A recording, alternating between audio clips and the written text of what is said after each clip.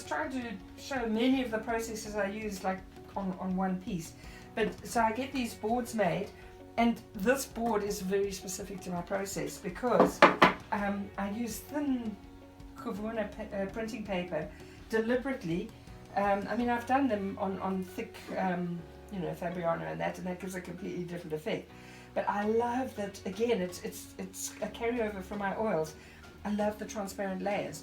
And when you put this paper onto the board and you put the wax on, the paper becomes transparent and the board color forms your mid-tone.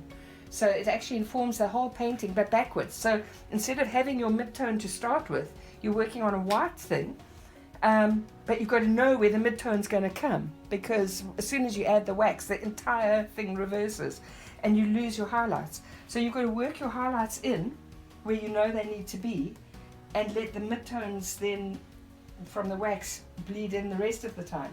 This has got a photograph of a cow that's just melted into the wax. It's painted with acrylics. It's got a photograph of a tree photocopied and then rubbed onto the wax with the back of a spoon. It's got texture put in for the fence with, carved into the wax, and then oils rubbed into that in another layer of wax. And each layer you fuse the wax so that the whole thing becomes an integrated creature on its own. So it's a terrible painting. The composition was awful. It was done like on the fly at a workshop because it was more about process than composition and result. But this encaustic is also a very, very dynamic process, and the melting of the wax, it doesn't matter how much you work with it, and you know what you're going to get. You can control the process. There's still those happy accidents.